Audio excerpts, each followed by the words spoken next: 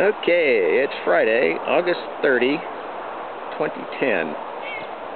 Welcome to the jungle.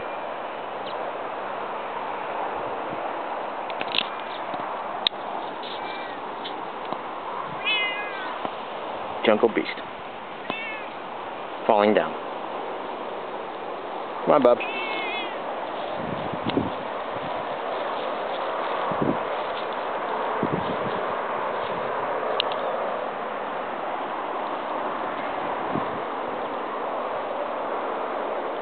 Tomatoes. Huge tomato plants. Collard greens. Broccoli rabe. And in the distance, beans and corn.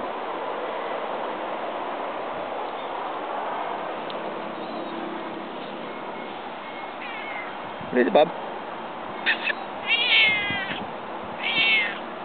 Okay.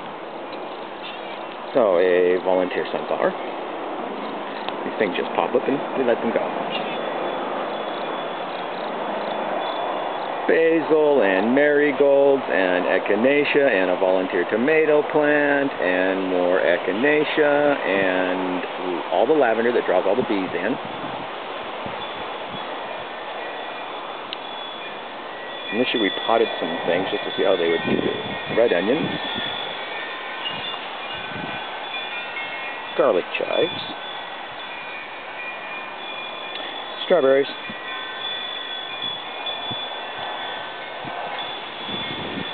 more echinacea,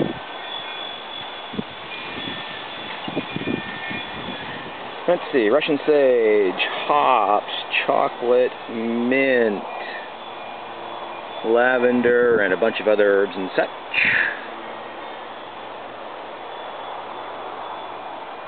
What are you doing, mister?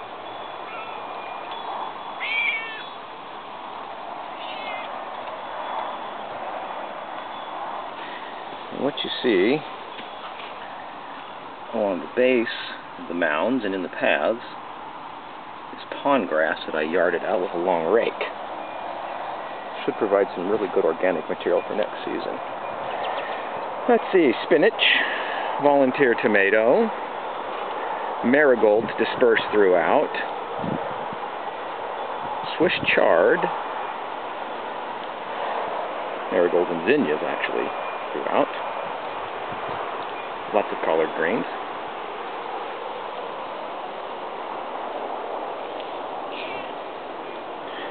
echinacea again, volunteer dill. This stuff popped up everywhere, kind of like the fennel, which you'll see in a bit. All those sunflowers are volunteers.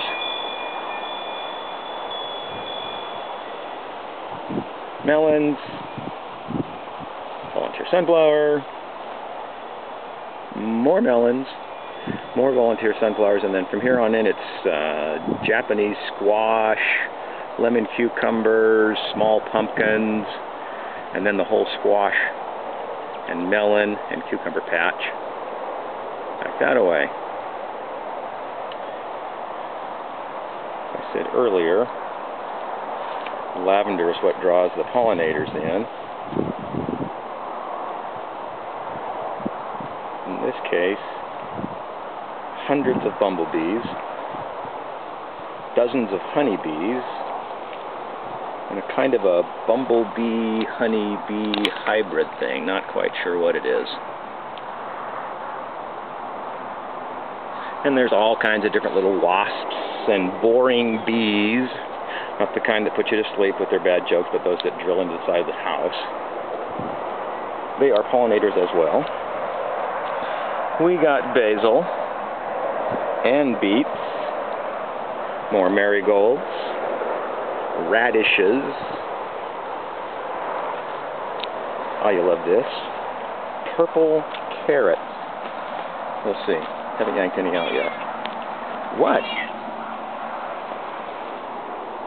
Yeah, just ahead of the fuzzy boy there is his catnip plant. Purple spinach. Looks like it's going to do good, like a heat-loving kind of spinach, so we'll see. Volunteer fennel, volunteer basil. About 15 feet worth of volunteer basil. It's like an apple basil, we think. Pretty tasty.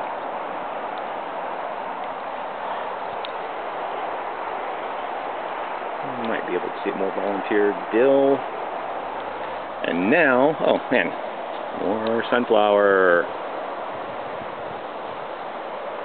Not volunteers, actually I planted those guys.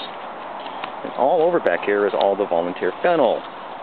Thousands and thousands of volunteer fennel plants. We just kind of let them go. Patty pan squash.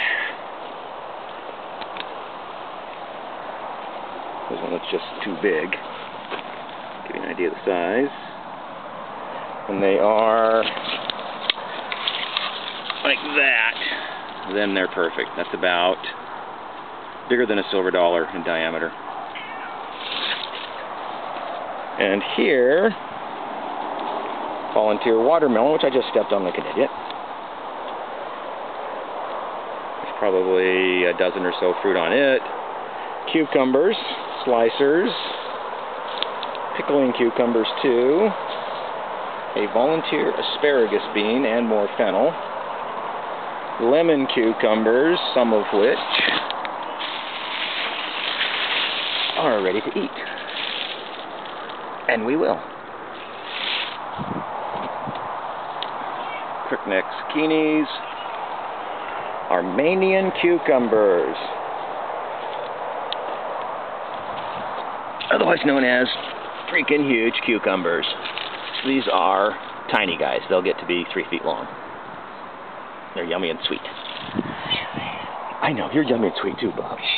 Yeah, I know. And the bean teepees.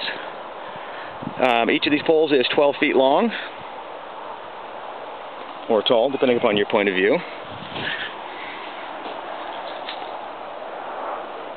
And eventually the beans will climb the hemp strings and go to the very top and probably cross over. But when they get there and they start putting beans out, then we'll stand in the shade inside and pick in the comfort of a cool breeze. Last, corn, platinum sweet corn. Probably eat all of it out here in the garden.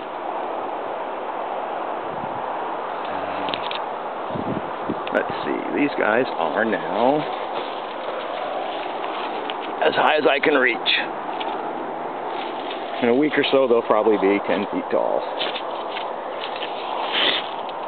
Beans, they're up to like the 5th or 6th, in some cases, the 7th and 8th row of the hemp string. Right at eye height to me. Corn, volunteer corn in with the beans from last year. So this could either be the Native American corn, in which case it's pretty but inedible, or it can be more the sweet corn. Alright, getting close to winding up this little tour. Give me an overhead.